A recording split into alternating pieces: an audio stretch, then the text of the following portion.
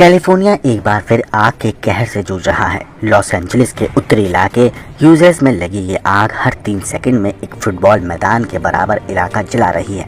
50,000 से ज्यादा लोगों को अपना घर छोड़ने पर मजबूर होना पड़ा। क्या ये आग काबू में आ पाएगी या ये तबाही की एक नई मिसाल बनेगी? आज हम आपको इस विनाशकारी आग के पीछे की वजह, इसके असर और इस तरह की घटनाओं से निपटने की कोशिशों के बारे में विस्तार से बताएंगे। ये कहानी डरावनी है, लेकिन इसे समझना ज़रूरी है। वीडियो के अंत में हम जानेंगे कि कैलिफोर्निया जैसे इलाकों में आग लगने की घटनाएं क्यों बढ़ रही हैं और भविष्य के लिए इसका क्या मतलब हो सकता है। तो वीडियो को मिस मत करिएगा और आखिर तक हमारे साथ बने रहिए। यह आग बुधवार को कासेटिक झील के पास से शुरू हुई। न्यूयॉर्क टाइम्स के मुताबिक 4,000 फायर फाइटर्स इस आग को बुझाने की कोशिश कर रहे हैं। 48 किलोमीटर प्रति घंटे की रफ्तार से चल रही हवाएं इसे और ज़्यादा खतरनाक बना रही हैं। CNN की रिपोर्ट बताती है कि यह आग हर 3 सेकंड में एक फुटबॉल मैदान जितना इलाका जला रही है। सैटेलाइट डेटा के अनुसार सुबह 11:15 बजे कासेटिक झील के पास पहली बार हॉटस्पॉट देखा गया। इसके बाद से यह आग बेकाबू हो चुकी है। पिछले हफ्ते भी लॉस एंजलिस के दक्षिणी जंगलों में आग लगी थी, जिसमें 25 लोगों की जान चली गई थी।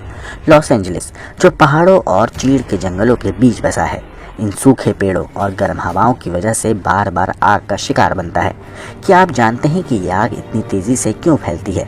ये सिर्फ एक प्राकृतिक घटना नहीं है, बल्कि इंसानी गतिविधियों और जलवायु परिवर्तन का भी बड़ा योगदान है। कैलिफोर्निया पिछले कई सालों से सूखे की मार झेल रहा है। नमी की कमी, गर्म हवाएं और लगातार बढ़ते तापमान ने इसे आग के लिए परफेक्ट जमीन बना दिया है।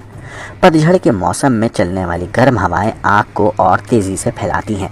पिछले 50 सालों में कैलिफोर्निया के जंगलों में 78 से ज़्यादा बार आग लग चुकी है और सबसे भयानक आग 1933 में ग्रिफिथ पार्क में लगी थी, जिसने 83,000 एकड़ इलाका तबाह कर दिया था और 3 लाख से ज़्यादा लोगों को बेघर कर दिया था।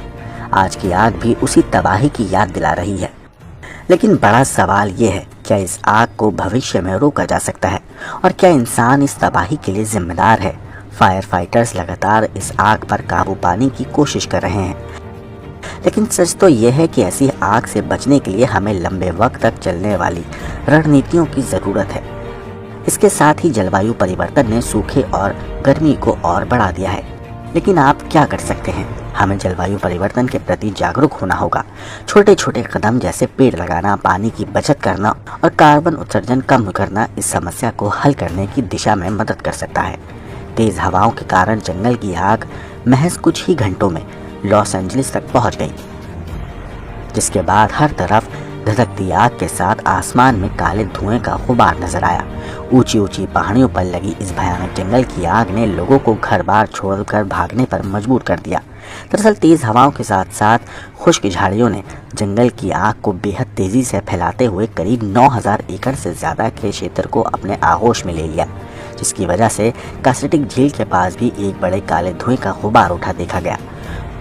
सुरक्षा के मद्देनजर ही अधिकारियों ने इलाके में रेड अलर्ट की चेतावनी जारी करते हुए तकरीबन 31,000 लोगों को घर खाली करने के आदेश जारी करे और 23,000 से ज़्यादा लोगों को तो कहते हैं तुरंत निकासी की चेतावनी दी गई।